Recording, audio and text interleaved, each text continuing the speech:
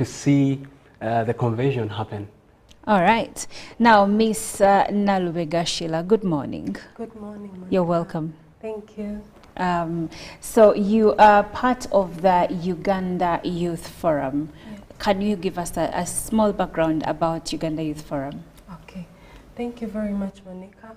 My name, once again, is Nalubega Sheila, and I'm a member of the Uganda Youth Forum. Uganda Youth Forum is a Ugandan faith-based NGO that was started in 1992 by the First Lady, and its mandate is to provide a platform for the youth to have an open dialogue about the issues that are challenging them.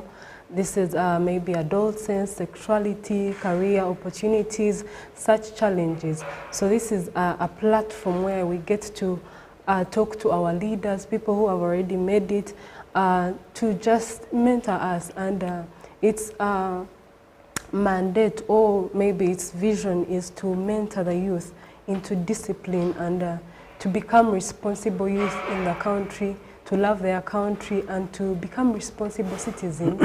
And it's also a platform to create an opportunity for dialogue, to understand how they can be better youth and how they can improve themselves as youth and to better their country.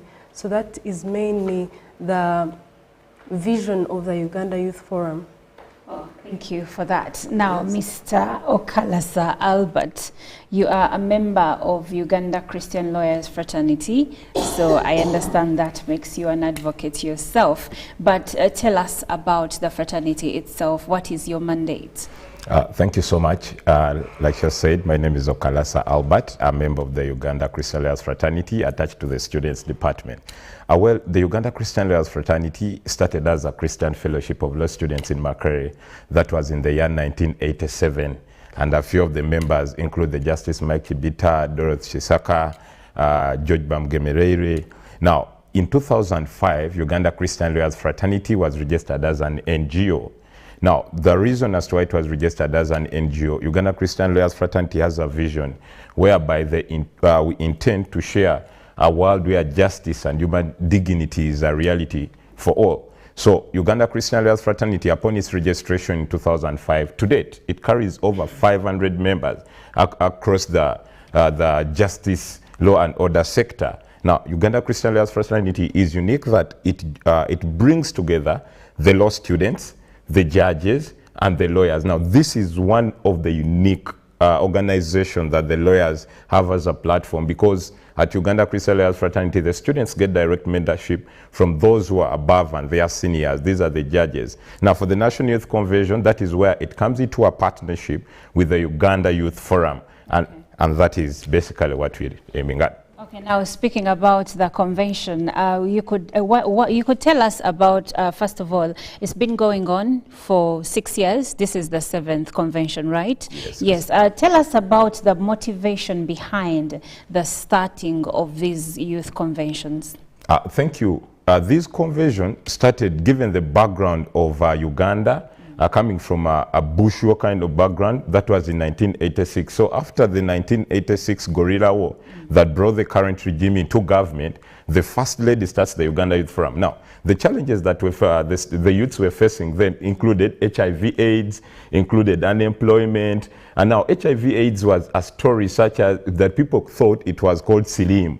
Now, that was the background as to why the First Lady starts these national youth conventions, because the challenges that we're facing was an aftermath of Bushwa, unemployment, the children were lots of orphans, so it needed a platform. The First Lady needed a platform where the children are going to be nurtured. Now, today, the challenges that the youths face are no longer challenges that, like HIV/AIDS, yes, it's there, but awareness has been created. So there are lots of challenges that we suffer in this modern day era as the youths. Probably I was not there in 1986. You're not going to tell me about the Sirim. I know what it means. Yeah, so what do we face now? We are facing a lot of sexual immorality.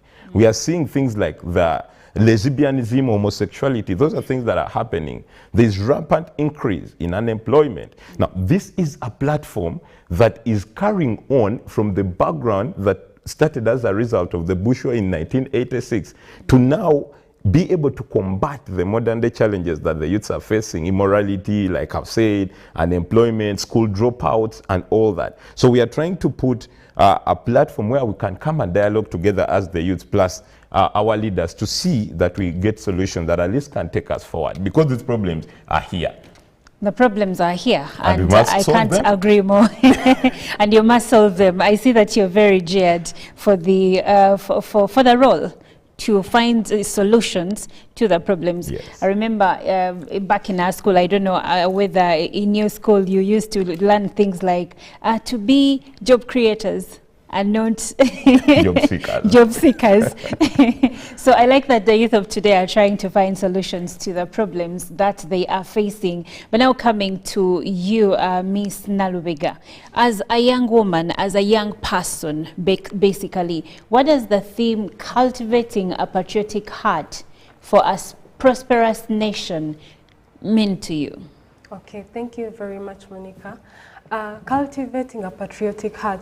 This to me is, I've had moments where I've not maybe felt like being in Uganda would benefit much, but going for this convention, I am really excited because I believe we're going to be listening from people who have been serving Uganda, who have dedicated themselves to serving our nation, and have patriotic hearts. So when I think about being mentored by these people, I believe we are supposed to try and change our country, because no one is going to come and try to make our country better. When your body is sick, you don't go out of it and maybe drop it and go into another year and get a better body. You have to look after it. You have to go to the hospital and take care of it and take medicine, yes. So I believe going into this convention that I'm going to get inspired by people, the likes of Chirio Wachiwanika, Attorney General, the Deputy IGG, Mrs. Anne Muheire, such people who have dedicated themselves to serving our country, and that is what I'm looking forward to. All right, not bad at all, especially when you mentioned some, are those going to be some of the key note speakers? Yes. Okay, Yes. I see where you're coming from. Now I'll go to Mr. Opolot, right at the extreme left.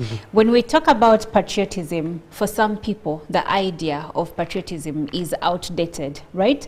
So as a young person still, when you hear the president, all these leaders that we have, whom some other young people think are also outdated, and other young people are like, no, these people actually created what we see today, so we have to actually support and follow their vision.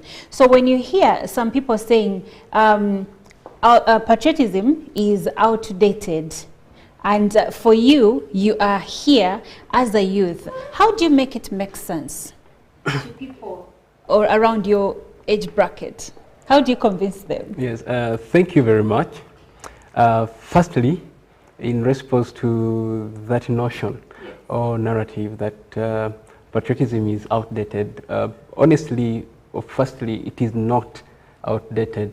It is something that carries on daily. For all civilizations around the world that have developed, the sense of patriotism was a core pillar. When you listen or read through the stories or history of the United States of America, when you look into Singapore, when you look into South Korea, most of these nations, including Uganda itself, you know, have had to or create a path towards development by inculcating these values into the society.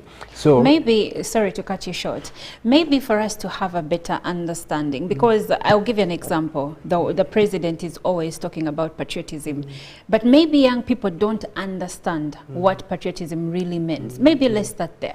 What does patriotism mean to you? Basically, patriotism connotes love for nation, love for nation. And you see, the aspect of love calls for certain kinds of actions, you know. So if I love Uganda, there are certain things that I'm not going to do, or that I'm going to do for the sake of Uganda, for the sake of the prosperity and advancement of Uganda.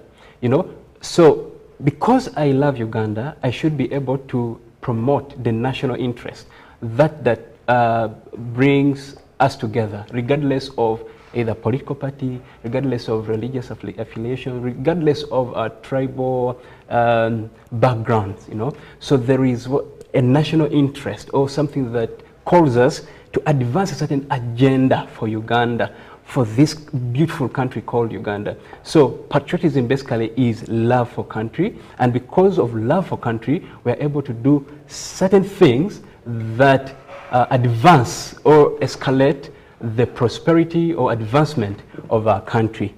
Okay, yes. And that means because of that, patriotism is not dead. No, it is not. It is not outdated. It is still important. It's not outdated. If we are to, for example, achieve Vision 2040 as a country, because that is now our national interest as a country, it is important that we have all people from different spheres of leadership, different spheres of the community, put in their whole, show and express their love towards this country. And you know, you can only do much. You can only you can only serve or give your best to something that you love. You know, you can remember even just in school, those subjects that you loved most are probably the ones where you performed best. You know, so when you love your country, that means you're going to do and you're going to give it your all to advance, to ensure that the country achieves the national interest, or what we want to achieve as a country, where we want to go as a country. All right, yes. You did put it rightly. Now I'll come back to you, Mr. Okalasa. How does the convention make, this convention make the concept of patriotism relevant to the youth? Thank you. I'll start off to answer that question with a simple saying. You see, it is well established that even when a lizard leaves Uganda and goes to America, it doesn't become a crocodile. Oh, wow. We know that. So what is happening is that we are having a few of the youths that we are going to have. And now these youths are going to be trained in leadership skills. What are we fighting?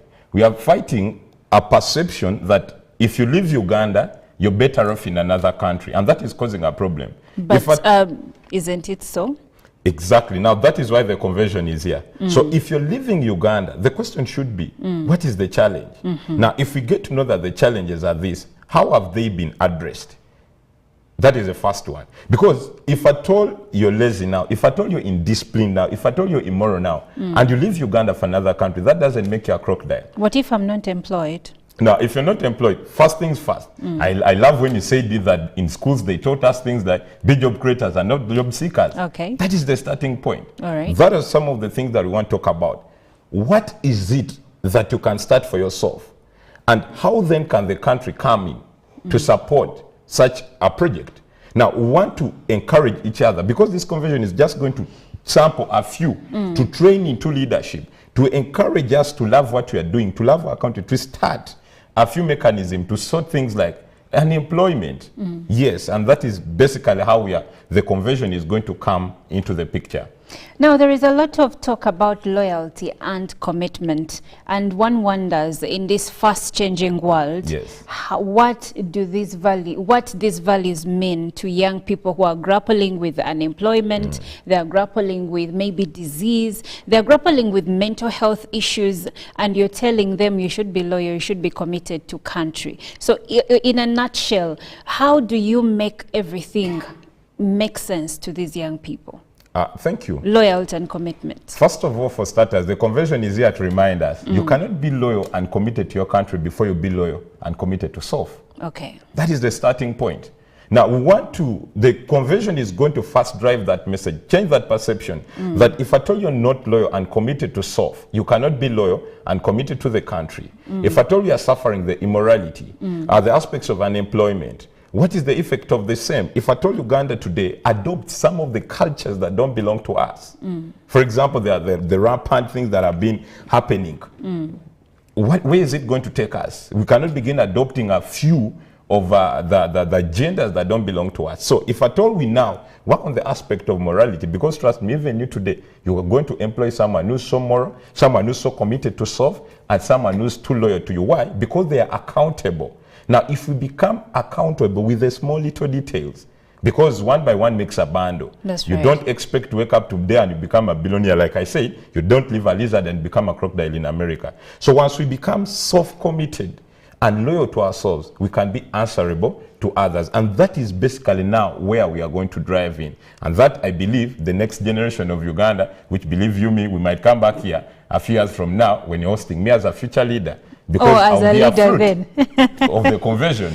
All right. Now, Ms. Nalubega, for those that have never attended this convention, this is the 7th. So there are 6 that came before, the one that is coming. So for the young people that haven't attended any of these conventions, what can they expect in terms of leadership development? Okay. So I've attended the first 6 conventions. You have? Yes. You're committed. You're loyal. Okay. So, but from the previous conventions, what has been driving this is majorly Christian values, promoting Christian values in the youth. Mm. And now we are bringing these Christian values and saying, now is the time to be patriotic and to love our country.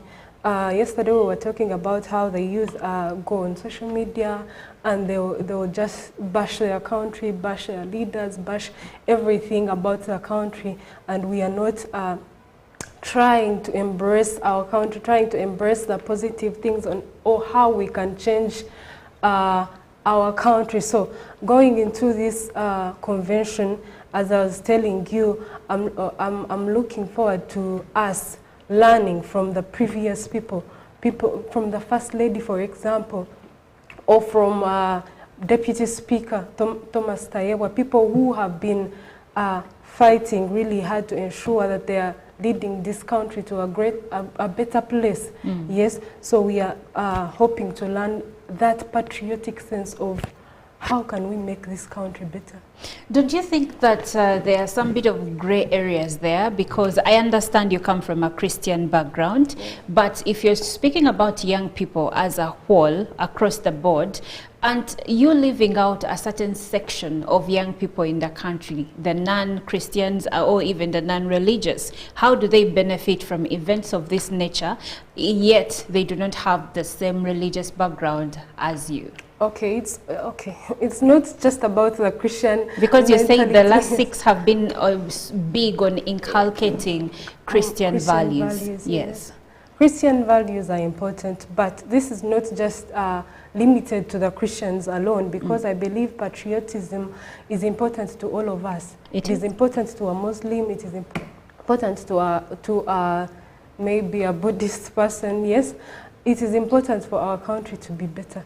So it's not going to be really concentrated on Christian values. That is why I was saying that the past have been about creating moral values in us as a youth, but this one is more of patriotism, promoting a sense of loving the country, a sense of leading and ensuring that you are making your country better, you are impacting the community. When you go back to the community where you are staying, what are you doing? Are you volunteering in places to ensure that maybe your people are better, maybe you're contributing something, you're impacting the society, you as a person, not because you're a Christian, but because you love Uganda.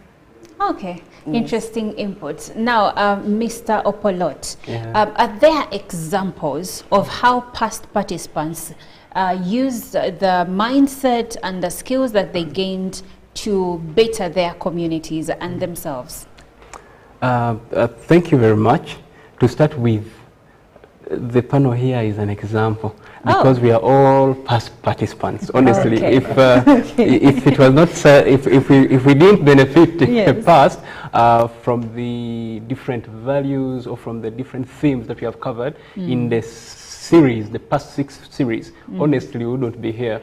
But to see that we can come here this morning to have this conversation, it's already a testimony. But also, in extension, we have a number of youths that have been impacted on greatly.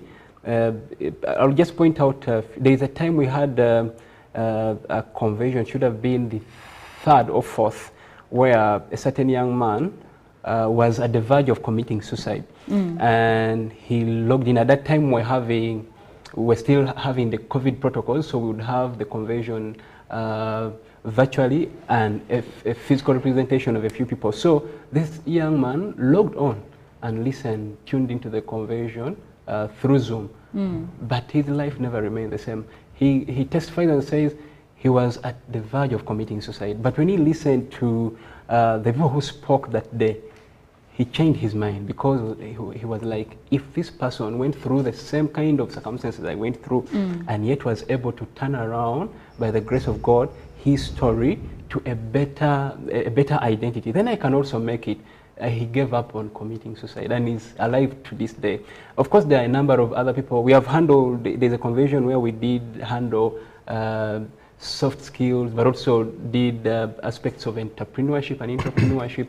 And for sure, there are a number of people that have started initiatives to help them in advancing their economic growth. You know, so if we had a lot of time, I would have pointed out one by one of the examples, but because of the limited time, I may not do so. But surely the convention has been a great blessing to us and to the many youth that have attended. I know many have desired to join leadership and cause a transformation, or to carry on with integrity in the different spaces of leadership or in their different spaces of influence, because of the values they learned from the conversion, because of the testimonies that they have picked from the conversion. So this has been a great blessing. Not only to us, but to many. All right, thank you, Mr. Opolot. Now, Mr. Okalasa, as we come to the end of our conversation, first of all, the convention talks about combating the get-rich-quick mindset among young people. I would like to know how you plan to address this, but also after that, I would like for you to tell us more about the dates of the convention, where it is taking place, and who is invited. Thank you. Like the Americans believe, ask not what your country has done for you, but what you have done for your country.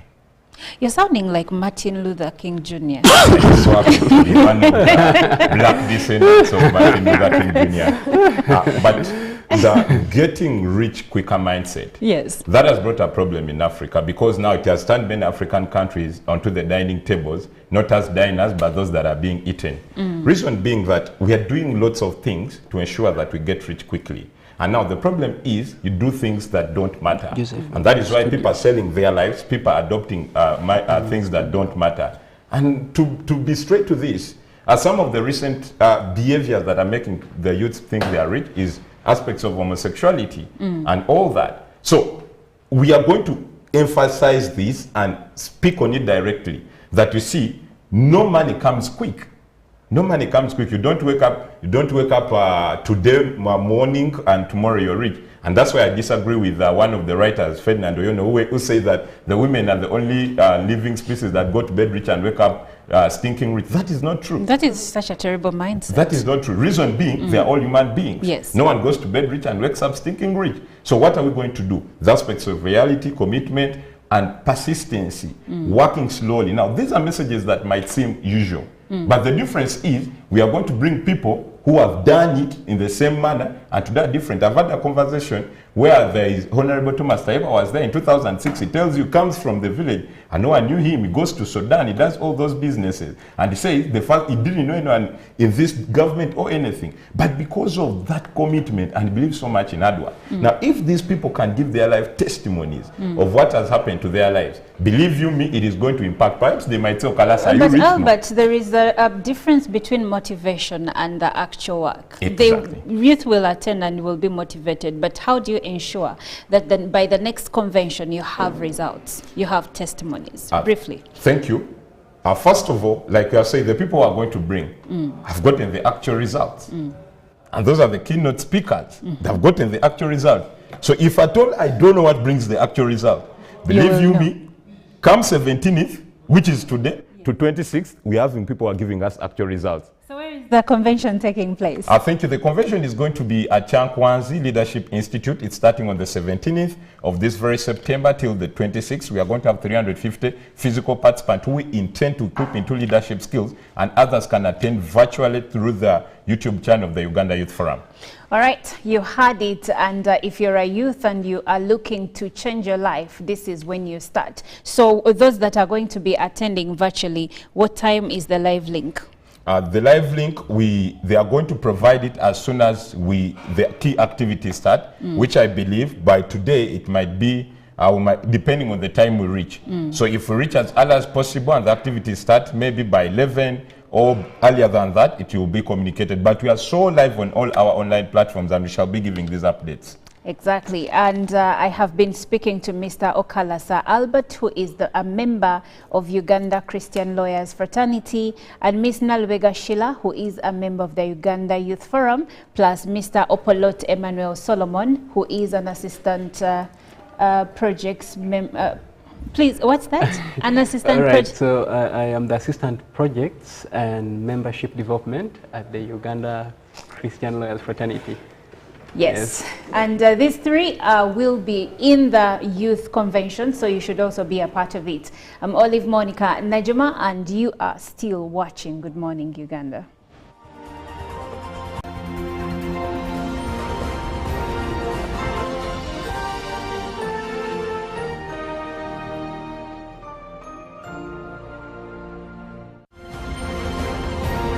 Live from UBC Studios in Kampala, this is Good Morning Uganda. Pick of the day on UBC.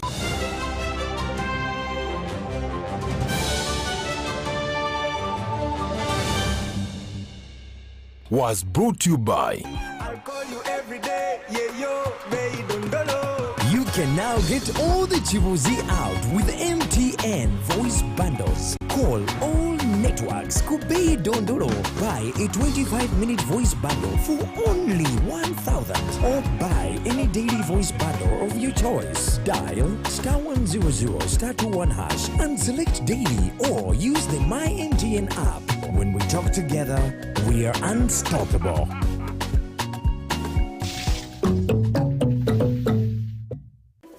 In a nation hungry for truth, a world where every story matters, there exists a beacon of trust and reliability. For decades, they've been our voice and our window to the world, holding the mirror of our history. With 4 TV stations and 11 radio channels spanning 27 languages, they stand as guardians of information, defenders of truth. With Mascari Heritage Advantage, they uphold every citizen's right to reliable and free information. Their archived stories shaped our past and illuminate our present. Yet now, as new challenges arise and the world evolves, their mission faces its greatest test yet. Be part of our journey and let's navigate the unknown, uncover the untold, and safeguard our future together. Tune into your public broadcaster, for it is the intersection of trust and truth. Because to UBC, your story, and every voice matters. UBC, inspiring Uganda. Juko. Yo. Check the shopping, man. What's your secret? Haven't you heard of the parish development model PDM? Yes, I did, but I thought it was just a talk. No, it is real. I and a few friends together formed a circle, accessed money from the PDM, invested in a portrait project, and now things are moving. Juko. I thought I was one of your friends. You are. But you left me behind. I didn't leave you in poverty. We want what you do, just visit your LC2 chairperson and your parish chief, and start the process of economic transformation. Just like that. The parish development model is an initiative from the government of Uganda through the Ministry of Local Government, designed to transform all lives of Ugandans for the better. PDM, my parish, my development, my life. Live from UPC Studios in Kampala, this is Good Morning Uganda.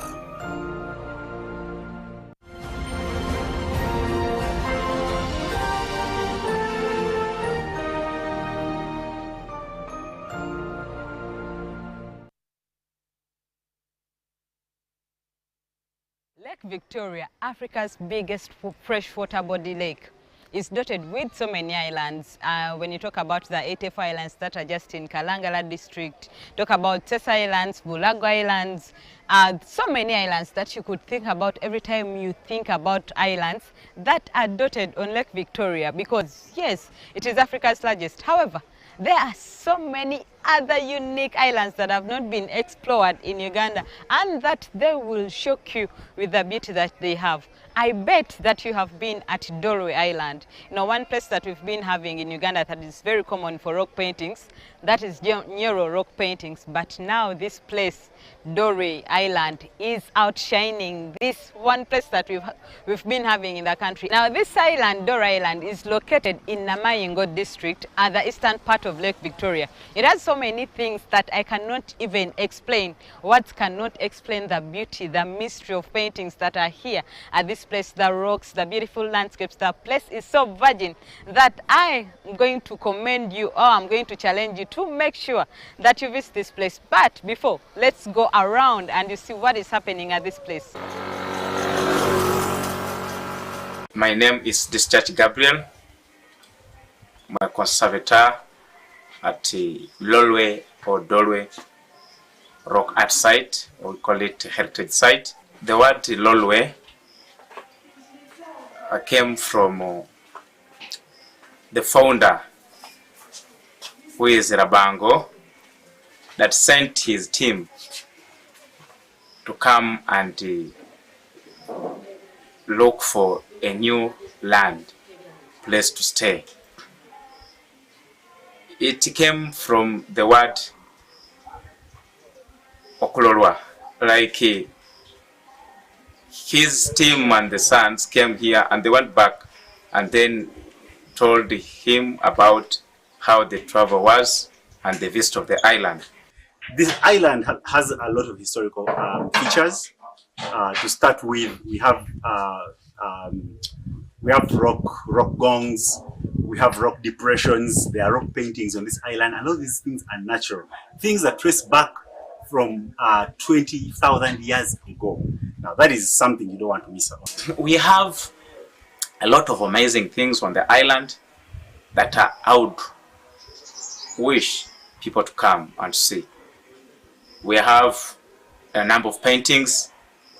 We have them at Gorofa, Abukangawa, Singla, and other places. We do hiking here. You can come and hike the rocks. We have the engravings, the games, actually the rocks that are engraved in the ancient games. We have the board games, we call them Omweso.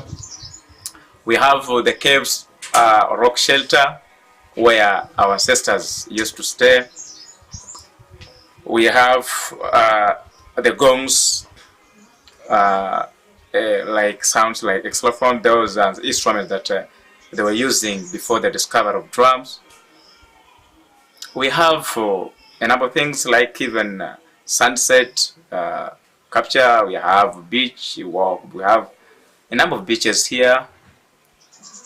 We also cruise to some of the islands, like the iconic, which is Mwango. It is very beautiful, that I wish people to come and visit. There is also birding we do, and we do birding, not like on main as such, but we do birding on water. As you cruise around, you enjoy the water, you also enjoy it. There is a lot. So far we have a ferry that can connect us from Maine, which is Buganda Sigulu, to Lolwe or Dwayi Island. How to get here is very easy because we have a free ferry. The government put a free ferry, Unra ferry, which is in Amanyingo, so it will only take you 3 hours to get here. All you need to do is just drive from wherever you are, get to the ferry every Monday, every Wednesday, every Friday and Saturday. That is when you travel, and you'll be here in just about 3 hours. Have a good time, enjoy the place. The good thing is we even have facilities where you can sleep. We have a new facility like Lafang. We have several other upcoming facilities. So when you're here at the island, you're just good to go. The place is amazing, and trust me, the history around here, the culture is just spot on. I think you've seen what is really we are talking about in Dwayi Island. The beauty at this place is really mesmerizing. However, like you've seen, the place is so virgin. The place doesn't have any tourism developments. It doesn't have a lot of accommodation facilities. I think there is only currently just one accommodation facility where you can think about, that is Lafang Eco Resort. That is where you can stay currently. But the place is so virgin. It is open for investments. If you want to improve tourism in this place, you can think about investing in such places. The government is also working together with the districts to see that they improve also on the transportation to this place, because I think there was no ferry that was going to Dwayi Island until the recent 2 years. That is when they got a ferry that goes to Dwayi Island from Busia. So this is a destination that you must visit. Its beauty is captivating, and it is just that once-in-a-lifetime experience that you shouldn't miss. I am Irene Allen Namisango. This is the GM Tourism Express, uncovering for you all the beauties that there are in the country. Thank you so much. Catch you tomorrow.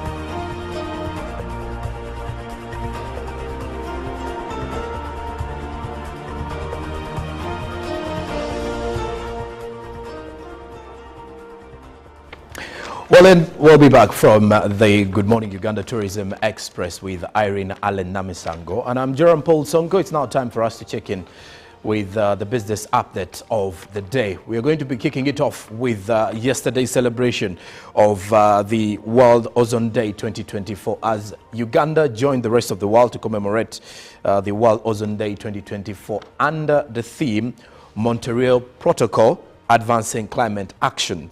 Now, as part of the 1987 Montreal Protocol, Uganda has been taking several strides in the control of ozone depletion substances, including the reduction of the age of imported vehicles, regulation of importation and usage of machinery that contain the ODS, or ozone depletion substances.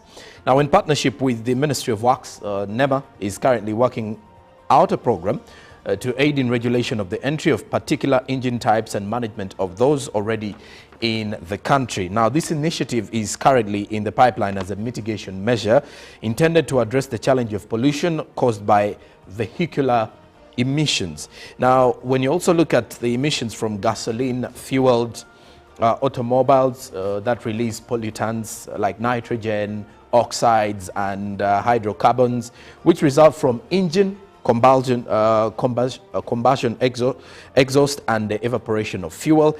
Now, at the same time, these chemicals combined from a composite set of chemical reactions that produce ozone depleting substances. Now, beyond the fossil fuels, other contributors to harmful atmospheric gases include chemicals used in refrigeration. These are fertilizers, fire extinguishers, industrial wastes, and of course landfills. Now, the production and consumption of ozone depleting substances are controlled under the 1987 international agreement known as the Montreal Protocol on substances that deplete the ozone layer and its subsequent amendments and adjustments. Now, the Ministry of Works is also planning to phase out particular engines deemed to be harmful to the environment within the next 2 years, and at the same time, the ozone layer is protecting the Earth from harmful ultraviolet rays and chemical reactions due to accumulation of natural green gases, and this depletion is leading to immense health and environmental impacts. And of course, all of this is geared towards addressing matters climate change. And when you look at what different countries are doing, the initiatives are quite many, not only looking at the quality and the standards of engines that are being used in different vehicles or engines that are being used in, let's say, the ships or ferries within the country. You've got to also, that is the boats and the ferries in the country. You've got to realize that we have to look at the standards, and also NEMA, together with the Ministry of Works and Transport, are aiming at regulating to ensure that the standard is not one that is likely to be releasing substances or ozone depletion substances as well. Well, that's it. Now we turn our focus onto the Uganda and Mozambique Joint Permanent Commission, which is setting the pace for enhanced bilateral engagement. Now, delegates from Mozambique are currently in Uganda attending the second session of the Uganda-Mozambique Joint Permanent Commission, which is aimed at consolidating gains on both the political, security and economic fronts. During the opening day of this three-day event, officials acknowledged the strong historical ties between the two nations, which is dating back to the post-colonial era. Uganda and Mozambique do share strong historical bonds that are rooted within the Fronasa and Frelimo liberation struggles, from the shackles of colonialism and, of course, bad governance during the post-colonial era. These ties have laid a firm foundation for both countries, or for the two countries, to continue engaging even in economic factors and also enhancing bilateral cooperation. Now, the bilateral relations between the two countries were established during the Joint Permanent Commission, which was initiated in 1987, a year after President Yoweri Museveni took charge of the country. Now, this relation was further solidified by a cooperation framework signed in 2018 in Maputo that laid out the areas of cooperation and is setting the pace for further bilateral engagements and future collaborations between Uganda and Mozambique. This meeting in Kampala is actually focused on fostering structured and enhanced bilateral relations between the two sister countries. Through enhanced bilateral ties, Uganda and Mozambique do expect significant economic and social advancements across the areas of cooperations under the two subcommittees, which is political security and economic, and then also the political and security, and then the economic committee. Then these discussions in Kampala are anticipated to result in several memoranda of understanding. Of course, it will definitely have to spur economic development and growth for both countries. Well, that said, we now turn our focus on the forex updates to see how the Ugandan shilling has been faring on the exchange against other currencies. Now, this is close of business yesterday, courtesy of the central bank. The US dollar was buying at 3,711.00 while selling at 3,721.00. By midday, the US dollar was buying at 3,710.91 shillings while selling at 3,720.91 shillings. And then closing time saw the US dollar buy at 3,710.91 shillings while selling was at 3,710.91 shillings. The Great Britain pound was buying at 4,882.82 shillings while selling at 4,895.97 shillings. The euro was buying at 4,118.74 shillings while selling at 4,129.84 shillings. The Kenyan shilling was buying at 28.77 shillings while selling at 28.84 shillings, as the Tanzanian shilling was buying at 1.36 shillings, a slight drop, while selling at 1.37 shillings. The South African rand was buying at 209.72 shillings while selling at 210.29 shillings. Please do note that these exchange rates are updated 3 times daily. And that does it for our business update this morning. I'll be back tomorrow with more business updates. But for now, Olive Monica Najuma is here with the traffic updates. Stick around. Good morning.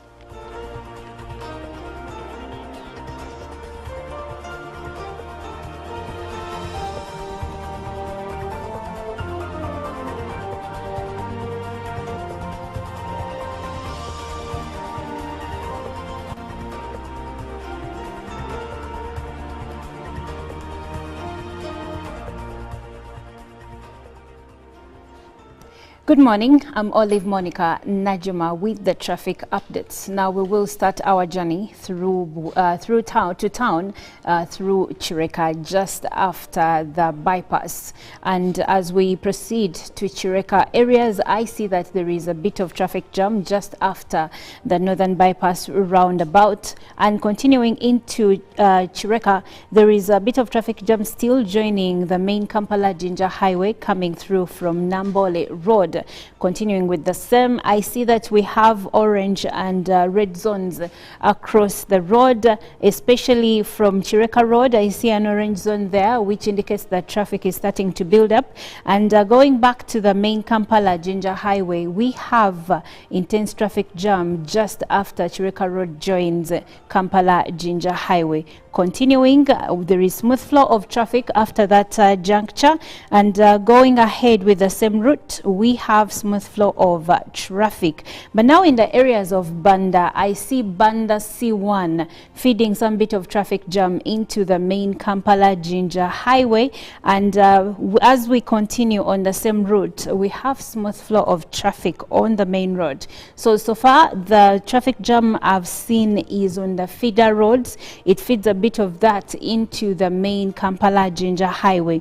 Now, Chambogo Road is not bringing in any traffic, so if you want to use that as a feeder road, it's clear. It might get you into Kampala-Jinja highway smoothly, but continuing from Chambogo side, going ahead still with Kampala-Jinja highway, we are now starting to experience a bit of traffic jam. I see an extensive orange zone in this area as Kampala-Jinja highway now crosses the road that brings you from Ntinda, which is Ntinda Road, and also Nakawa, that road that takes you past Spear Motors going to Mbuya side.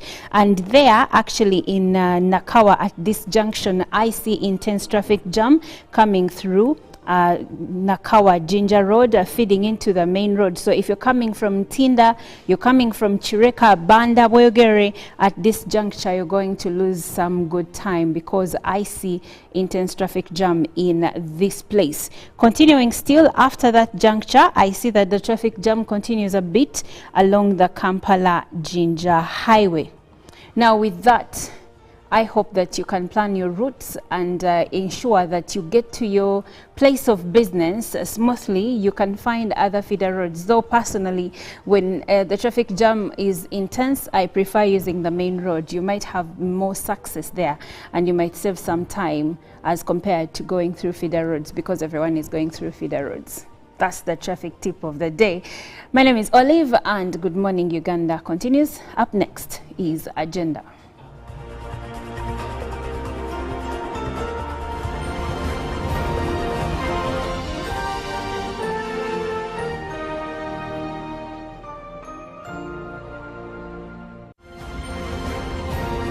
Live from UBC Studios in Kampala, this is Good Morning Uganda. Pick of the day on UBC.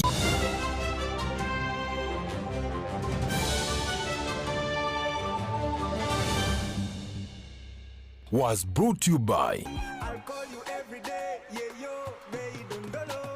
can now get all the chibuzi out with MTN voice bundles. Call all networks. Kubei Dondoro. Buy a 25-minute voice bundle for only 1,000 or buy any daily voice bundle of your choice. Dial *100 *21# and select daily or use the My MTN app. When we talk together, we are unstoppable.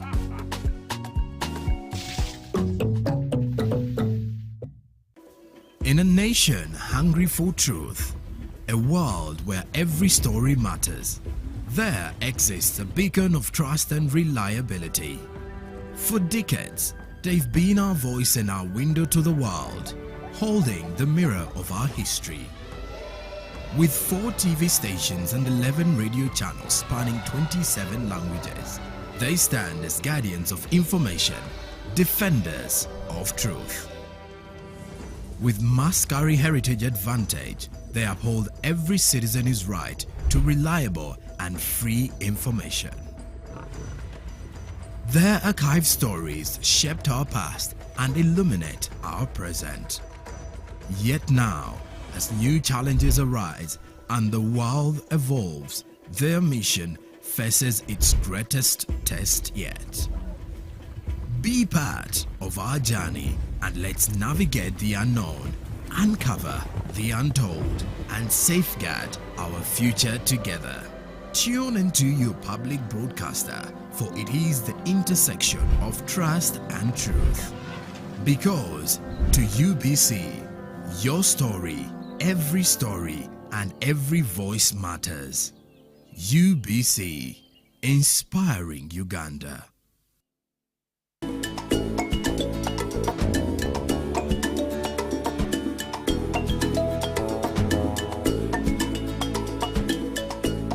Welcome back to The Uplift, where we explore natural solutions for a healthier and happier life. Today, we're delving into natural remedies that can help you improve the quality of your sleep. Now let's dive into the world of better sleep. First, establish a bedtime routine. Create a calming environment to signal to your body that it's time to wind down. Dim the lights, read a book, or listen to soothing music. Taking a warm bath, or practicing gentle yoga stretches. These rituals can help calm your mind and prepare your body for restful sleep. Next, limit your exposure to screens before bed. Our electronic devices emit blue light that can interfere with the production of the sleep hormone melatonin. Try to limit screen time at least an hour before bed. Instead, try reading a physical book or engaging in relaxing activities. Another effective remedy is to incorporate exercise into your daily routine. Physical activity releases endorphins, reduces stress, and promotes restful nights. Just remember to exercise at least a few hours before bedtime to allow your body to cool down. Additionally, be mindful of what you consume before bed. Avoid caffeine, nicotine, and heavy meals close to bedtime, as they can keep you awake. Herbal teas have been used for centuries to promote relaxation and improve sleep. Chamomile, valerian root, and lavender teas are known for their calming properties. Sip on a warm cup about 30 minutes before bedtime to help induce a sense of tranquility. Another classic remedy that many swear by is a warm glass of milk before bedtime. Add a pinch of nutmeg for an extra calming effect. The combination of tryptophan in milk and the soothing properties of nutmeg can help promote relaxation. Essential oils can be a game changer when it comes to sleep. Lavender, chamomile, and bergamot are known for their calming effects. Consider using a diffuser in your bedroom or applying a few drops to your pillow or wrists before bedtime for a soothing aroma that can promote better sleep. Creating a comfortable sleep environment is also crucial. Invest in a good quality mattress, pillows, and bedding. Keep the room cool, dark, and quiet. Consider blackout curtains or earplugs if necessary. Lastly, manage stress with relaxation techniques. Practicing mindfulness meditation can help quiet a busy mind. Spend a few minutes before bed focusing on your breath, engaging in a body scan, or using guided meditation apps. Clear your mind and let go of any tension to invite peaceful slumber. And there you have it, some natural remedies to help you achieve better sleep quality. Remember, finding what works best for you might take some trial and error. Thanks for watching. This program is produced by Sani Productions, powered by UBC TV, inspiring Uganda.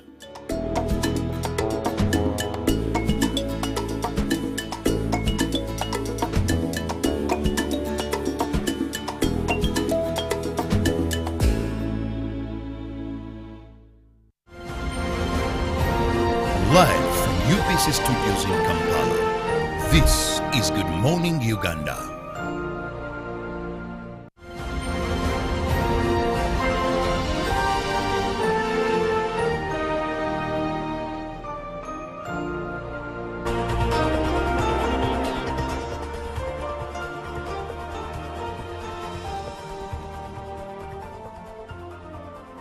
Now we delve into another conversation. This one is something that interests manufacturers, entrepreneurs, and anyone who is in any kind of business. Why? Because Uganda Manufacturers Association is bringing you another trade fair beginning on the 2nd to the 10th of October. Now, I remember as a student, this was a time when all of us would be excited to go to the trade fair. But now as an adult, I'm excited to go there because of the many networking opportunities, but also maybe as a business person, there is an opportunity or two for new clients and many referrals. This is why you should make a date to go to the show grounds for the trade fair, which will begin on the 2nd of October 2024 to the 10th of October 2024. But also more exciting, it is that UMA is celebrating 30 years of existence.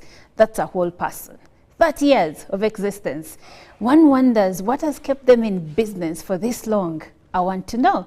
And to answer those questions is Mr. Eddie Senkumba, who is the Chairman, Committee for Communications, Events and Marketing, and he's also the Chairman, Organization Committee of the fair. So it's quite a handful, a lot of work on his shoulders, but I believe he can handle it. Good morning, Mr. Senkumba.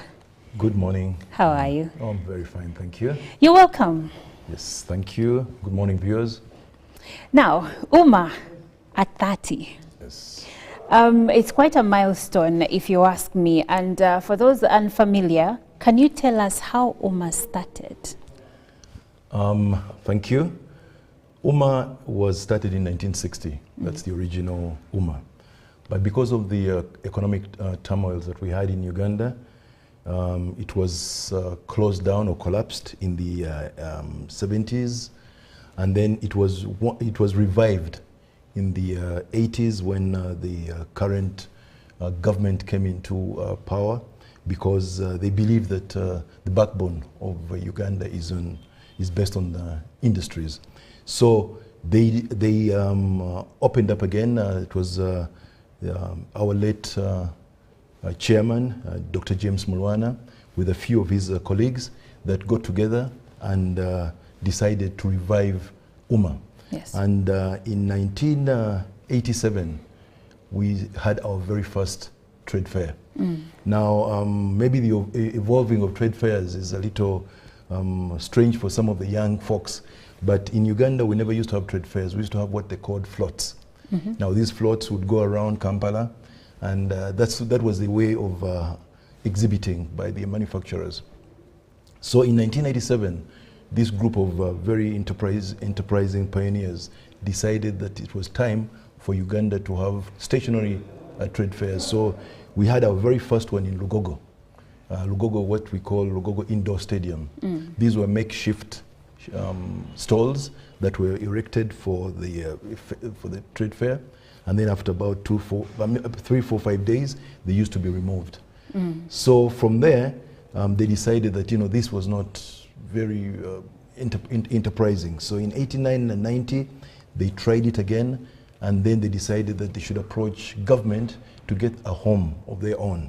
So in 1992, government graciously offered us 22 acres of land at the current Lugogo grounds, where we actually are now housed.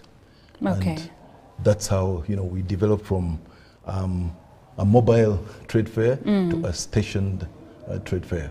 All right. Yeah. Now, looking back at what you're looking back at all the years, 30 years of existence, what would you say are some of the most significant changes Uganda Manufacturers Association has influenced in Uganda's manufacturing sector? Well, thank you. One of the things that we've achieved in the 30 years of exhibiting is the growth from 26 members. We started off with 26 members when UMA was revived, to now over 1,800. That's a massive growth. I mean, that's a growth of industrialists. So UMA has been a focal point in this growth. We have also been able to see a fair evolving from a local to an international. So when you look at the trade fairs now, they're called Uganda International Trade Fair. Uganda International Trade Fair. It used to be Uganda Trade Fair. Now it's Uganda International Trade Fair. We've played a key role in evolving that from a local to an international trade fair. We've also played very key roles in advocacy and policy, because as an association, our members are able to front issues that they have in their operations, and as UMA, we are able to front these to government, and we've participated as a conduit between government and the manufacturers. We've also been able to do training and capacity building. Okay. A lot of manufacturers had issues of advanced technology. They had issues of advanced capacities in terms of knowledge, and we've played a very major role in aiding them and bridging them with people that are able to give us that know-how. Okay. Yeah. Now, for a person that hasn't been to the Uganda International Trade Fair, yes, what would you say? What would you say is what makes this event? What would you say makes the event very important? And is it just for big businesses, or even me, a small business owner, I can actually visit and be able to showcase what I got?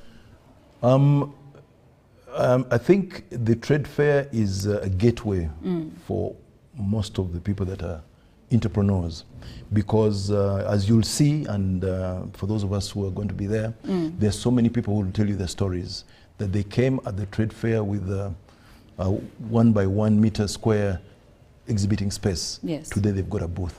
So it's a great opportunity for entrepreneurs to develop their ideas, and because you have a meeting between suppliers, you have a meeting between customers, this is a great opportunity for everybody. So small or big, there is always something for you. Okay. Yeah. Now, since the trade fair, the international trade fair, yes, attracts many different people, yes, the people from the business sector, the entrepreneurs, there are manufacturers themselves. Yes. How does it help Uganda's economy in practical terms, like job creation and also future investment? Okay. One of the things that we have done at UMA, when you look at our contribution towards the economy, there are majorly three elements. One is boosting trade. As an individual manufacturer, it's very difficult for you to find market for your products. But at UMA, the fair brings in the local and the international in one session. And then during this period, you are able to actually meet people that you never have a chance to meet. So that's boosting trade.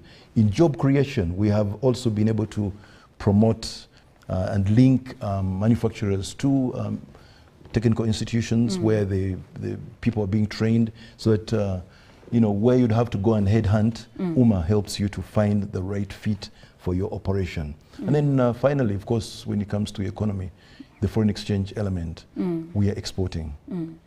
Manufacturers are now exporting, and when you export, you earn foreign reserves which come back into the country and help boost the economy. Now, I'm curious to know how the trade fair enables local manufacturers, yes, to gain market, especially in this competitive world of business on the international front. Yes. Yeah. On the international front, we have people who come to Uganda because they're looking for opportunities to work with Ugandans. Now, instead of you buying a ticket and traveling to Europe, to Asia, all these people are able to be in the same room and meet. So you are getting people who are supplying materials, meeting users of these materials. You're getting people who are looking for export market, meeting people who are looking for cheap and low-cost manufacturing concerns. So in this forum, there is a lot of opportunity for the buyer meeting the seller and the seller meeting the buyer. Okay. Yeah. So, and small businesses Yes. that come to the fair, don't they feel overwhelmed given that their contemporaries are quite huge? Imagine there is House of Plastics here, Yes. and then you have Uganda Batteries here, and then there is my small business. How do you help them to also benefit equally? Thank you for that question. Now, one of the things that we need to understand in manufacturing is no single entity, no single person can produce everything that they need. So as big manufacturers, we always look for the small manufacturers who can give us that element of our operation that we cannot, or we feel we should not be getting involved in. So a lot of these industries have evolved from being sub-suppliers to big, huge concerns to now being, in position where they now have probably capacity to increase on their portfolio of products. So to answer your question, what is the need for the small producer? You go to the big producers and ask them, what is it that I can do for you? What is that element that you feel in my industry I can produce for you? We've got elements of people from Katwe. Yes. Katwe people are artisans, and they're very capable of fabricating a lot of spare parts that we need. So if you come in as an artisan from Katwe and you meet Nice House of Plastics, the engineers at Nice House of Plastics, you probably can pick up a product that they need, that they are importing now, that you can probably machine in Katwe, and then, that's how partnership will start. Okay, now we are having a conversation regarding Uganda Manufacturers Association, which has made 30 years of existence. 30 years ago, Uganda Manufacturers Association came into existence, formed by a few young entrepreneurs, among them a name most of us know very well, that is the late Mulwana. And now it stands at 30 years, still thriving, still going big. So we are having this conversation with Mr. Eddie Senkumba, who is the Chairman Committee for Communications, Events and Marketing, and he's also the Chairman Organization Committee for this year's fair. But we have also been joined by Mr. Mwesigwa Stewart, who is the Corporate Affairs Manager, Roofings Limited. The big guns are in the house. I kid you not. Good morning, Mr. Mwesigwa. Good morning. How are you? I'm fine. How are you? Nice to meet you this morning. Nice to meet you too. Yes. Now, speaking about roofings, yes. I think it goes without introduction. I hope so. When you talk about roofings, the minute I hear the word, of course, I'm thinking about my roof. I remember a place in Luboa, so that's what comes to my mind. But tell us, are there massive demonstrations from roofings at this year's trade fair? Oh, yes. Thank you very much. And good morning, our moderator and the viewers there. I think I will first go with the misconception. Even you are saying once you hear roofing, I think about you roof. think about the shelter, the roof. Yes. I would want to clarify to our viewers and maybe listeners that actually roofings is more than just the roof. All right. We start with you right from the foundation, whether it is an arcade, a shopping mall, a warehouse, or you want to do parking lot underground, we will start with you right from underground with our rebars. We will come up to the basements and we supply you with the BRCs. We will continue going up with the rebars. We will give you burglar proofing for your windows, for your doors. We will give you hollow sections. We will give you plates for your walkways. We can give you chain link for your fencing, whether it is the farm or just you are trying to protect your property. So roofing, the strengths of the nation, would want to walk the journey with you right from the time you acquire a piece of land or inherit it. So we are a household name, which is a one-stop center in your construction projects, including PVC, which is used for drainage of your water harvesting, conduits for wiring of your house, and name it in anything that you do with construction. Well, I The take good my thing word. about I take this- my words back. I was Very wrong. good. Roofings Very, needed very an good. introduction. Very, very good. The very good thing about this is that coincidentally, yes, we are also 30 years old. Oh. But that tells you that the late Murwana, when he was actually reviving Uganda Manufacturers Association, he contacted a number of serious people, like our Dr. Lalani, when he had just come into the country, he joined the UMA, and we are now celebrating 30 years of roofings of the strength of the nation, together with Uganda Manufacturers Association, because we believe UMA is our baby. Amazing. So, Monjogera ya lero, in today's language, you're twinning Yes, Uganda yes, we are Manufacturers twins. Yes, Association yes. and We are UMA. twins, yeah. Okay, now going back to the previous question, are there must-sees from roofings that will be exhibited at the trade fair? Definitely, yes. Maybe new innovations? Yes, definitely, yes. One of the things is that we are trying as much as possible to continue creating awareness. Just that misconception of thinking, when I talk about roofings, when I hear about roofings, I want to see iron sheets. Yes, iron sheets, but together with other products. Now, in the range of iron sheets alone, we are continuously innovating with different profiles, Yes, different colors. We have a range of different gauges, say from 32 going up to 24. We have different profiles, super eco, eco tile, super tiles, the ones which look exactly like tiles, and the most recent being bamboo tile. It looks like a bamboo, but it's a tile sheet. And this we can provide in very many colors. And I'm talking just iron sheets, where you can have a range of more than 10 different types. It could be the same gauge, it could be different gauges. But most importantly, we are proud to say that we can cut to length. We have that specialty of cutting to length of what you require according to your trusses on the house. By the way, even the trusses you put on the house, we still want to encourage you not to use timber, because you can use our hollow sections for doing the trusses, yeah, the kasolia. Yes. So let's save the forest. We are supporting, UMA knows very well, we are supporting a number of people. We are in partnership with UMA as well to try and regreen Uganda, regreen the economy, you know, green energy, green economy, and this global warming which is affecting everyone. But that said and done for the innovation, we have guardrails. Guardrails is a new product in Uganda, at least in East Africa. I think we are the number one, the lead in manufacturing guardrails. This is used in road construction. It is a product that has been a lot imported by Ministry of Works, UNRWA. Now it can be locally procured, which is saving the foreign exchange he was talking about, but as well creating more jobs for you and me, our daughters, our uncles, and our in-laws. We also have gabions. You all know about the landslides in Bududa and what have you. We have steel that we can use to be able to fight the landslides. Some people use this on beaches and what have you.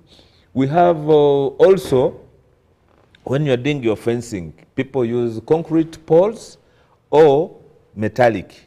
But you know, we have our, I don't want to call them brilliant, unscrupulous the citizens who actually come and cut your metallic poles, then they want to bring them to other manufacturers to sell as scrap. Yes. Well, for us at Roofing, we don't entertain that. You must have a police report clearing you that actually you didn't vandalize anything. But we have innovated poles that can do the same service in plastics. We can do those poles in plastics. We do a range of PVC and HDPE and for harvesting rain water or transporting water, say national water and the sewerage corporation transporting water from point A to B. We are now seeing the government is very serious on trying to create more cities, which means it is looking at having our lives improved a bit. Yes. And one of the things that can show you medium kind size of living is actually having safe tap water that is just right in your house. You don't have to go to a spring or something. So we have those kind of pipes which we are producing, and of course we have so many real estate people coming up, and you find everyone is building a house and putting a septic tank. How many septic tanks are in Kampala, for example? But if we embrace those big pipes we are using for the sewerage system, we can have this go to the sewer, and those people who have more technology, they can transform that waste into energy, into manure, and so many other things. So Right. the innovation Yes. is there. And of course, innovation in the way we do our production. We are Yes. employing the most modern machinery.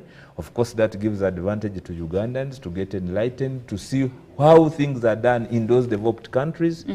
And as well, efficiency and ethics, all this on how we do our interaction with the client. How do we make sure this product has reached the right person? How do we make sure the product is of quality?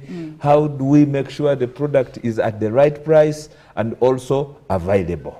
Well, thank you, Mr. Mwesigwa. He is the Corporate Affairs Manager at Roofings Limited, and he's given us a whole list of the many products that Roofings does. I was 2 years old when I learned that they don't only produce or manufacture roofing tiles or mabati, they do way more than that. They can start your construction with you from the moment you buy your land, or you inherit your land, to take away from his words actually, to the point where you have roofed your house and entered and living in it peacefully. But now I would like to go back to Mr. Senkumba to speak about Uganda Manufacturers Association.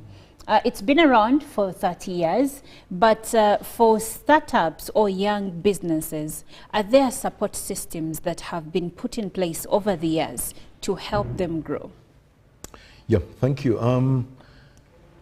Like I said, UMA is there to develop industrialists in Uganda, and definitely when it comes to startup, there is a lot of help. I mean, right from setting up your licensing, starting with the URA, going to all the bureaus that register companies. There is the desks at UMA that support you from that front. And then, of course, there's also guidance. We also provide guidance. I mean, many people want to go into manufacturing without too much research done. We have a whole research team that will give you information free of charge on whatever it is that you want to manufacture.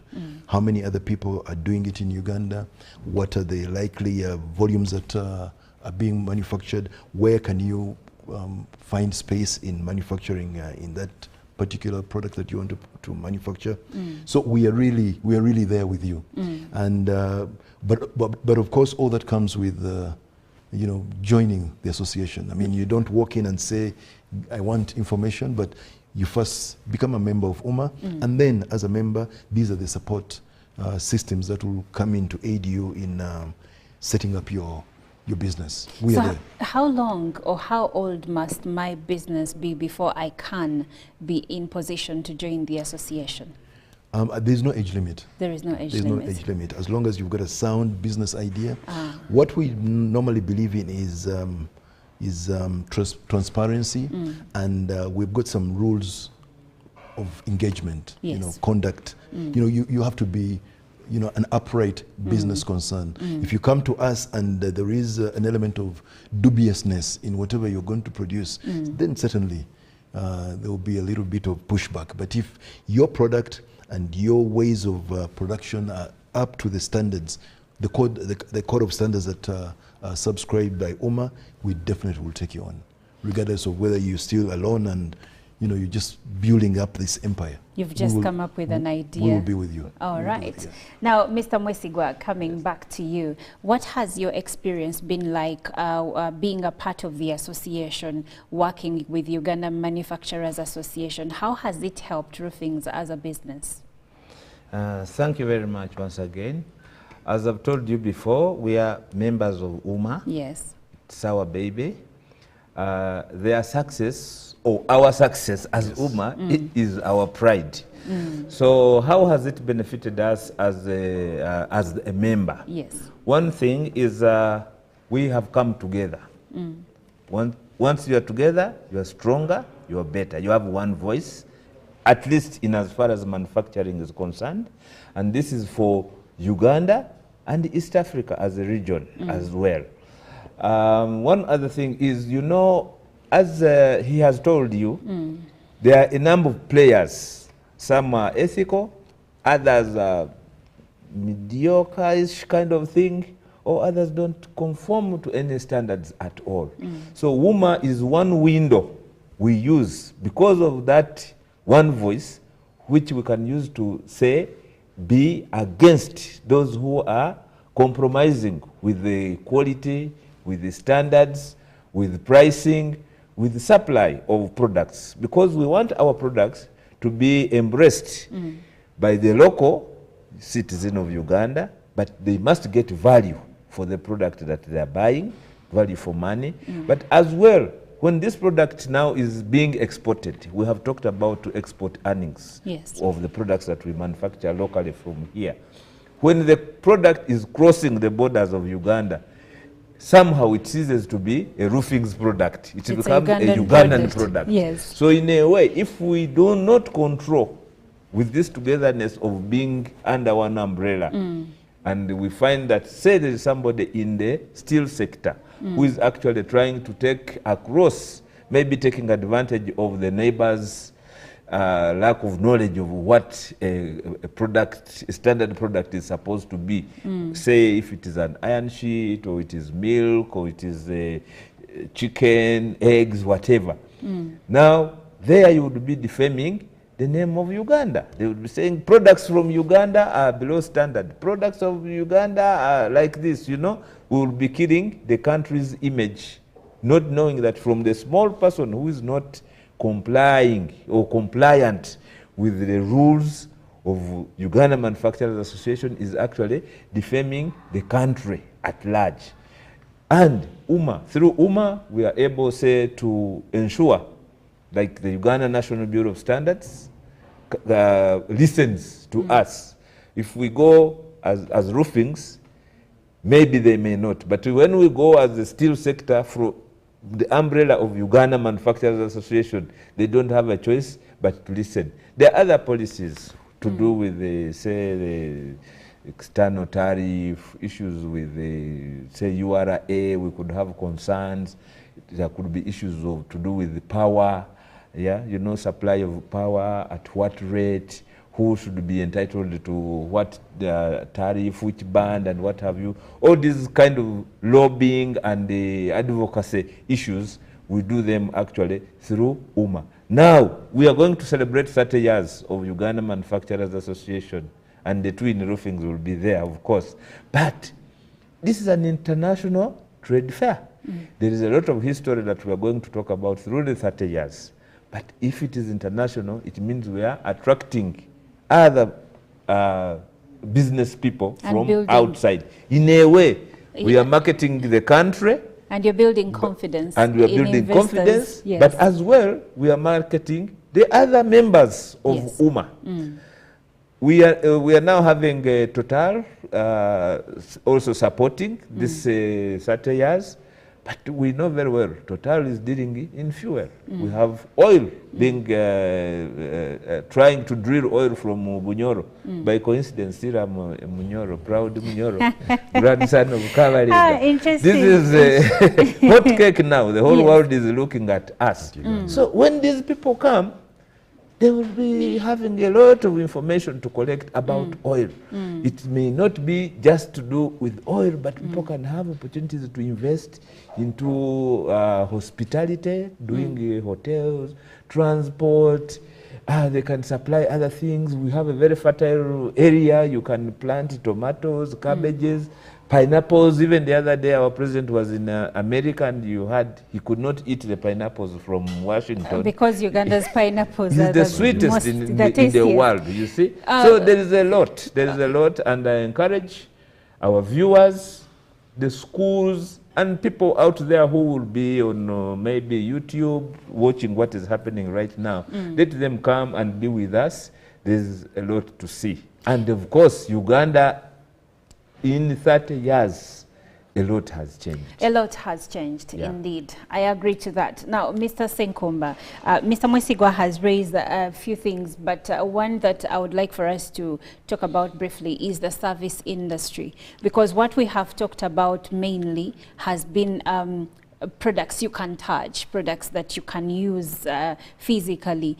Is the service industry provided for in this trade fair? Yes, thank you for that question. Yes, it is provided for. One of the things that UMA has evolved into is value add for our members. Initially, we were manufacturers. We were centering all our efforts on manufacturing. But we realized that as part of the evolving world, there is a lot of other services that you need to give to your members to add value to their membership. One of the things that we've done is we've engaged. You've had my colleague telling you about advocacy. Advocacy talks about engaging government and having them participate in the evolving of industry in Uganda. So, to the services, they're catered for under the UMA umbrella, because as manufacturers, we need clearing agencies, we need transporting agencies. So all these are service industries, and they are there to promote growth of industry in Uganda. So UMA takes it upon themselves to ensure that any of these other members, you can be a member actually, even without being a manufacturer of the association, because you are providing a service to the manufacturers. And through that linkage, that's how we can connect the service industries to the manufacturers.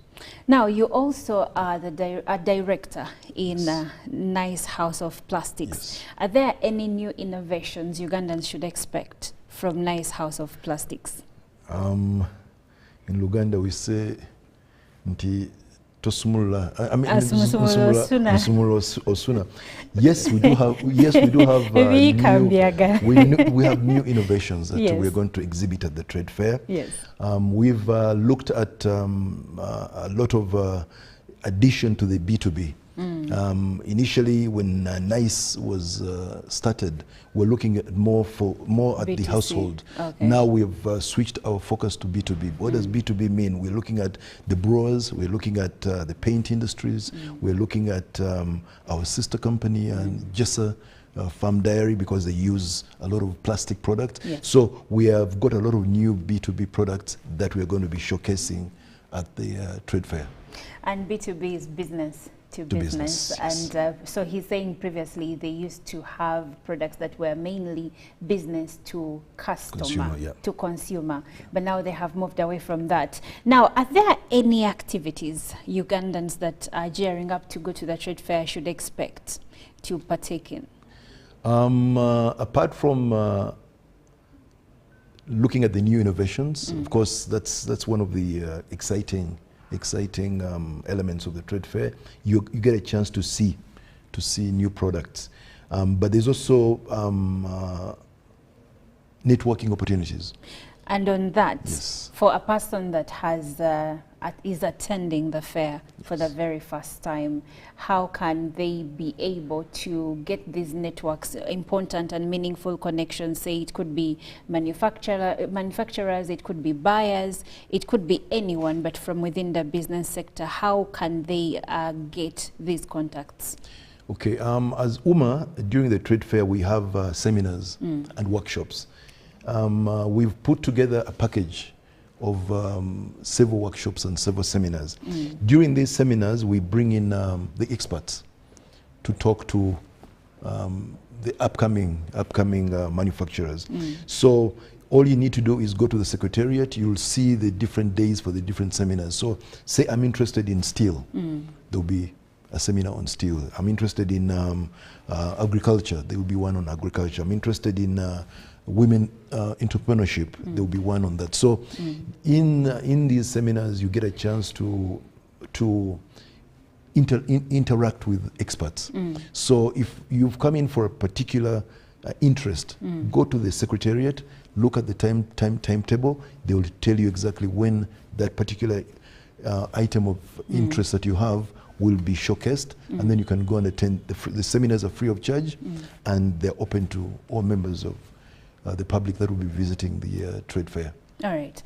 Now, we all know that young people are driving innovation in different sectors. And I'm curious to know if there are any specific programs or initiatives that are geared in helping them with their startups and innovations. Yeah, one of the pavilions that we have is the Education Pavilion, which is going to be opened by none other than the First Lady, Janet Kataha Museveni. She's going to be the officiating. She's going to officiate the opening of that pavilion. Now, in this pavilion, we put together plenty of learning experiences for the new Gen Z, especially we look at the Gen Z because that's the next generation. It is. They are the next generation. Yes. So we put together training packages. We put together exchange, where they can come on stage and give us their experience as far as products are concerned. So there's going to be a lot of interaction with the young generation. That Education Pavilion will run the whole time while the trade fair is open. So I do encourage our young viewers to please come up. There's going to be a lot of goodies in that Education Pavilion. But basically it's been tailored to speak to the next generation in terms of industry, in terms of understanding where the future is for industry in Uganda, and also job opportunities, because we have a job desk where trained engineers, trained professionals will be able to find linkage between themselves and the manufacturers that are looking for their expertise. All right. You can join the conversation. If you have any queries, you can send them through WhatsApp number 0709-602-592, and the hashtag on X is UBCGMU. You can join the conversation, you can contribute or ask any questions.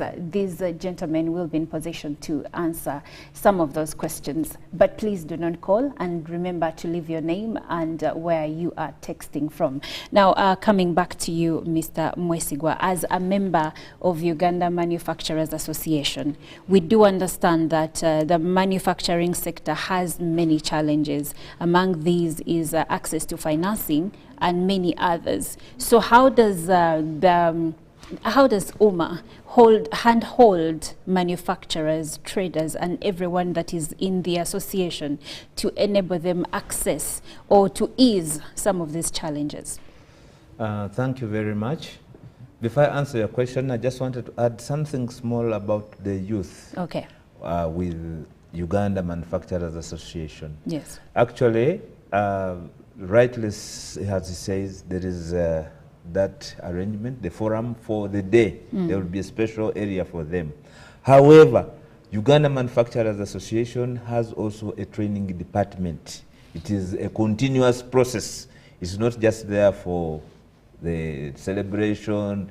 And we as the manufacturers, we as captains of industry, many times we offer facilities, say for internship placements, whereby these people can be recommended by Uganda Manufacturers Association, and they come to us for industrial training, and instead of trying to find a ticket to send someone to South Africa, to India, to Germany, they can access this kind of practical skills from manufacturers and members of UMA, like roofings. And many times, some of them end up actually being retained and they get employment. So it is a continuous thing, and we are proud, we as members of Uganda Manufacturers Association, to be part of this kind of facility, encouraging the young ones and making them understand where the world is going. Yes. Now for the financing, access to financing. Yes, this is a problem.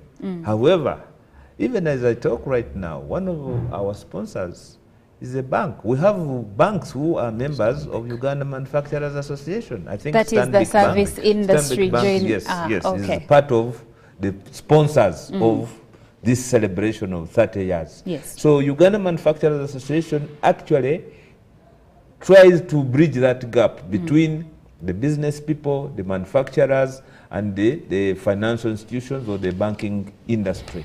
And should we have issues, they are more than willing to carry our voice to the banks. But as well, they may go beyond just the Ugandan bank services. Yes. They can also connect us to other financing institutions that are actually beyond the borders of Uganda. Those opportunities are always there, and the UMA is one stop center in as far as information towards easing the cost of production is concerned.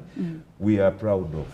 So it is possible. Thank you, Mr. Mwesigwa. Now, I have a few views coming through, and Kenneth Lee Dickens says he wants to know how the fair educates Ugandans on international trade. Okay, thank you for that question. How does the fair train on international trade? I think one of the attributes of a trade fair is where you'd have to spend money to go see. The sea comes to you. So you'll have a chance to, we've got a booth for Taiwanese manufacturers. Now, not many of us will have a chance to buy a ticket and go to Taiwan. Now, these exhibitors are coming to Uganda and they're showcasing a variety of different manufacturing concerns. So, where one would have to go and see, the sea comes to you. My colleague here has told you about, and you've also considered that, you know, you did not know that roofings had this variety of products. Yes. Now, what better forum can he use to showcase these products other than the trade fair? So it's a learning, it's a learning opportunity for everybody. Okay, and he also asks, that is Kenneth Lee Dickens, he also asks, he says, I would like to request if you can also talk about how Ugandans benefit from the trade fair and how the money, how the money achieved is invested. Yes, Kenneth, that's a good one. UMA is a self-financed association. Yes. So a lot of that money that will be collected during the trade fair is purely there to sustain the running of the association. I've already mentioned the element of research. I've mentioned the element of training. I've mentioned the element of advocacy. All these functions that have to be financed. So it being an element of not a money maker, but an association that is living off the few earnings it gets from different forums, that money goes back into yet aiding and assisting the members. Okay. And Uganda at large. And Uganda at large. Yes. Now we are coming to the end of our conversation, and the gentlemen are going to share their parting shots. I'll start with you, Mr. Mwesigwa. What is your parting message to Ugandans? Why should they go for the trade fair and anything else? Okay, thank you very much. My parting message is that all Ugandans viewing us here, please tell a neighbor, tell a friend, to tell a friend that what is coming at UMA is good for you. As we all know, information is power. Come and get this free knowledge. Come and benefit from a variety of exhibitors for products, for IT services, and so many other things. One other thing we should be proud of as Ugandans, why you should actually come and participate in this trade fair and the celebration of 30 years, is we are having, around that time, we'll be having independence for Uganda. So it will be... So you come on 62nd, I think, and independence, 80 years of our His Excellency, the great man who created this environment whereby people can come together, manufacturers, businessmen, and discuss how to make Uganda become a better country to live in.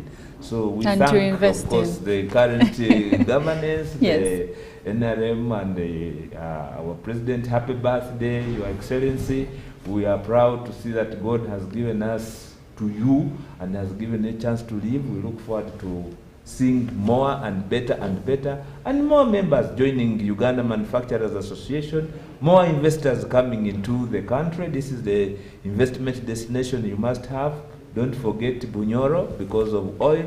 AFCON is coming. We are already putting up I think it will be the best stadium in Africa. So please, there is a lot that we can gain together. All right, that is... and don't forget roofings, the strength of the nation. The strength of the nation. Part of UMA. All right, and that is Mr. Mwesigwa Stewart, who is the Corporate Affairs Manager at Roofings Limited. Roofings is the strength of the nation. Now, I would like to hear parting shots from Mr. Eddie Senkumba. How much is it to access the grounds? How long is the fair taking place? Is it viable for people that are not 18 and above? All that. Yeah, thank you. My parting shots would be a call to action. I call upon all Ugandans to please come and you celebrate with us the 30 years of industrial excellence. The entrance fee is 10,000 shillings, and the show and so the trade fair is open to all, right from feeding babies to 100-year-olds. I mean, we have something for everybody. So there's no restriction. You're free to come. Like I say, 10,000 as the entrance. And then you're going to see a lot of new products at the trade fair. We have got, for the first time, we'll be exhibiting locally made smartphones, smartwatches, smart televisions, and then also the electric motorbikes that are being assembled by one of our very own members. So please come and see, try and test some of these new innovations. We will be running from the 2nd of October 2024 right through to the 10th. So we have a good 9 days of exhibition time. Please, please, please do come and join us. There's a new activity every day. So we'll be showcasing new activities. We have a huge stand where every day we'll be hosting various entertainers. So for the young Gen Z people, there'll be all your favorite singers will be featuring at the trade fair every evening. So please do come and enjoy and learn. Come, enjoy and learn. And standard operating procedures as far as safety and security is concerned are also in place. Yes, we've got the Uganda Police in full force.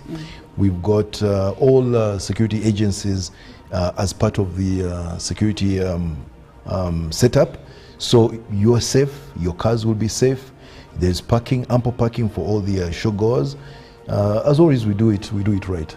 All right. So, yes, we do it right. And I've never heard of an incident at the trade fair. We've never had any attacks or anything. So security is tight. You should feel free, whether you're Ugandan, non-Ugandan, to go to the trade fair. And also something they have not told you, you are going to find many affordable products. So please go, and there will be so many stalls where you can buy so many things at a cheaper price. So you don't have to go to Chinatown. You can go to Chinatown later because there will be neighbors, but go to the grounds. And also the 10,000 access fee is only for that day. Yes. Not all the 9 days. No. Each time you come in. Yes. All right, and come that's... Buy Uganda, Build Uganda. All right, we've come to the end of our conversation. I've been speaking to Mr. Eddie Senkumba, who is the Chairman Committee for Communications, Events and Marketing, and he's also the Chairman Organization Committee of the Trade Fair, and also Mr. Mwesigwa Stewart, who is the Corporate Affairs Manager at Roofings Limited. Good Morning Uganda continues because Ruben Pima is coming up next with the sports updates. As for me, I'll catch you again tomorrow at 6:30. Good morning.